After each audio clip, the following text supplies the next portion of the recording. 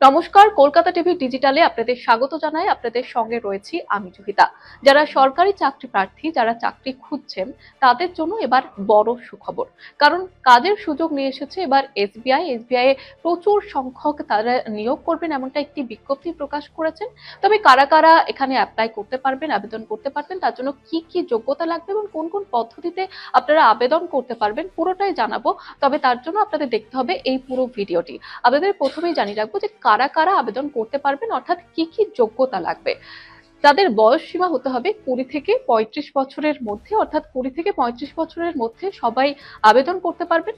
এবং শিক্ষাগত যোগ্যতা লাগবে, স্নাতক পাশ করলে তারা আবেদন করতে পারবেন। তবে আপনি যে সংস্থা থেকে, অর্থাৎ যে বিশ্ববিদ্যালয় থেকে আপনারা স্নাতক পাশ করবেন, সেটা অবশ্যই সরকারি অনুমোদিত হতে হবে।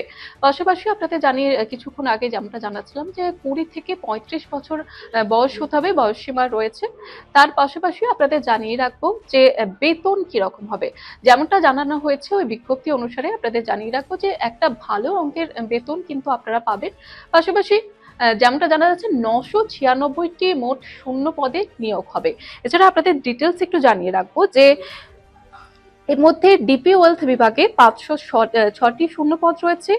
এডিভি ওয়েলথ বিভাগে 206টি শূন্য পদ রয়েছে। পাশাপাশি আপনাদের জানিয়ে রাখবো যে কাস্টমার রিলেশনশিপ এক্সিকিউটিভ বিভাগে 284টি শূন্য পদ রয়েছে। পাশাপাশি আপনাদের জানিয়ে রাখবো যে এই সবের জন্য যেমনটা আপনাদের কিছুক্ষণ আগে জানাচ্ছিলাম যে 20 থেকে 35 বছরের বয়সের যারা রয়েছেন তারা আবেদন করতে পারবেন। এছাড়াও কিভাবে আপনারা আবেদন করবেন সেই পদ্ধতিটিও আপনাদের জানিয়ে রাখবো। প্রথমে স্টেট ব্যাংকের অফিসিয়াল যে ওয়েবসাইট সেটাতে ক্লিক করতে হবে। এর পাশাপাশি কারেন্ট ওপেনিং অপশনে ক্লিক করুন। তারপর নিয়োগের বিজ্ঞপ্তিতে ক্লিক করুন এবং আপনার রেজিস্টারটা ওখানে সম্পন্ন করতে হবে। এবং তারপরে আবেদনপত্রটি ব্যক্তিগত তথ্য পূরণ করুন এবং তারপরে সবশেষে ফিস সাবমিট করতে হবে। পাশাপাশি আপনারা জানিয়ে রাখবো যে শুধুমাত্র আপনারা অনেকে ভাবছেন হয়তো যে কিভাবে পরীক্ষা হবে, কি কি প্রশ্ন আসবে, কিভাবে প্রস্তুতি নেবেন। তবে জানিয়ে রাখবো এর জন্য কিন্তু কোনো লিখিত পরীক্ষা হবে না, সবটাই হবে ইন্টারভিউ এর মাধ্যমে।